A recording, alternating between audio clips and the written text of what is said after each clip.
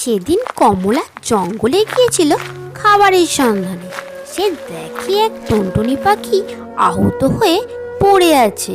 সে টুনটুনির কাছে যায় এবং টুনটুনি তাকে বলে, তুমি আমায় সাহায্য করো, এর বদলে আমিও তোমায় সাহায্য করব, তোমার সব দুঃখ দূর করব, দয়া করে আমায় সাহায্য করো। আচ্ছা আচ্ছা, তোমায় আমি আমার বাড়ি নিয়ে যাচ্ছি, তোমার ক্ষতস্থানে ওষুধ লাগিয়ে দেব, চলো আমার সাথে। এরপর কমলা টুনি পাখিকে সেবা সুস্থতা করে সারিয়ে তোলে। একটা সময় কমলার বাড়িতে আসে ডাকুবাঘ। সে কমলার স্বামীকে মারধর করে আর বলে, এই শুনে রাখ, এবারে যদি খাজনা ঠিকঠাক না দিতে পারিস, তোর বাড়ি জমি সবকিছু আমি দখল করে নেব। এতদিন হয়ে গেল, একটা পয়সাও তুই দিসনি, আর মাত্র একদিন সময় দিয়ে গেলাম। কাল আবার আসবো, পড়ায় গন্ডায় বুঝে নেব, আর যদি না পাই তো তোর খবর আছে। এরপর পাখা চলে যায়। কমলা ও তার স্বামী কান্নায় ভেঙে পড়ে। তাদের কাছে যে কোনো অর্থই ছিল না, কিভাবে তারা তাদের জমি বাড়িকে রক্ষা করবে। তখন টুনি পাখি তাদের কাছে আসে। কেঁদো না আর, এই সোনার ডিমটি নাও, আর তোমাদের এই দারিদ্রতা দূর করো। প্রতিদিন আমি তোমাদের একটি করে সোনার ডিম দেব। তোমরা চিন্তা করো না, আমি তোমাদের পাশে আছি। তোমরা আমায় সাহায্য করেছিলে, এখন আমার পালা, আমি তোমাদের সাহায্য করব। টুনি পাখি, ধন্যবাদ তোমায়। এমন বিপদের দিনে তুমি না থাকলে আমরা যে সব হারাতাম। কই গো, তুমি শীঘ্রই এই ডিম বেচে সমস্ত ঋণ শোধ করে আসো, আর আমাদের চিন্তা নেই। এরপর থেকে কমলার কাছে টুনি পাখি প্রতিদিন এসে একটি করে সোনার ডিম দিয়ে যেত। কিন্তু কমলার স্বামী ছিল অত্যন্ত লোভী আর স্বার্থপর, তাই সে একটি ফোন দিয়ে আনলো।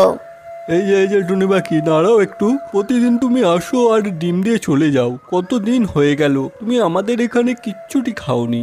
আমি তোমার জন্য দানা আনি রেখেছি, ভালো কিছু খাবারও আছে। এসো আমার সাথে, এসো বন্ধু। ও তাই নাকি?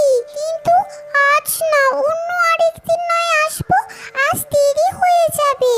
আমার সাথীরা আমার জন্য অপেক্ষা করছে। কমলা দিদি কোথায়? তাকে দেখছি না যে আজ। আছে, সেই তো তোমার জন্য খাবার তৈরি করছে, আর আমায় পাঠিয়েছে তোমায় নিয়ে যাওয়ার জন্য। আর তুমি যদি না যাও, তোমার কমলা দিদি যে কষ্ট পাবে। আজ নয় একটু আমাদের বাড়ি খেয়েই গেলে। চলো না, কিছুক্ষণের তো ব্যাপার। আচ্ছা, ঠিক আছে, চলো চলো। এটা বুঝি তোমাদের নতুন বাড়ি? বাহ, বেশ সুন্দর হয়েছে। কমলা দিদি তো সেই পুরনো বাড়িতেই থাকে।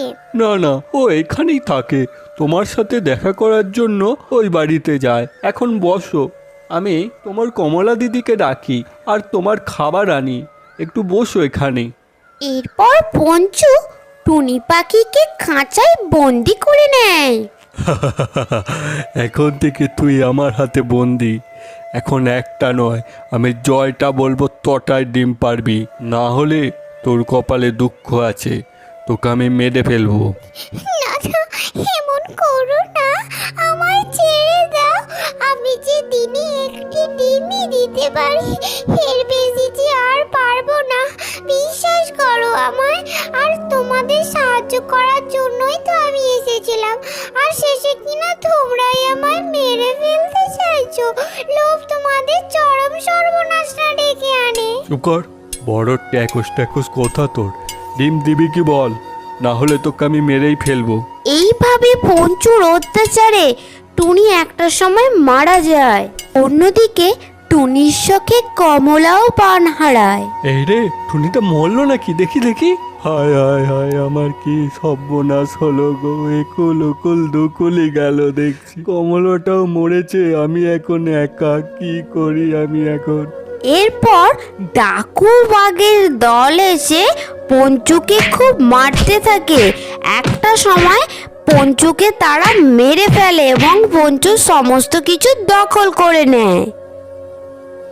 হ্যালো ছোট্ট বন্ধুরা, আমাদের গল্প তোমাদের কেমন লাগছে? গল্পগুলো যদি ভালো লেগে থাকে অবশ্যই আমাদের চ্যানেলটি সাবস্ক্রাইব করে দাও আরও নতুন নতুন গল্প পেতে।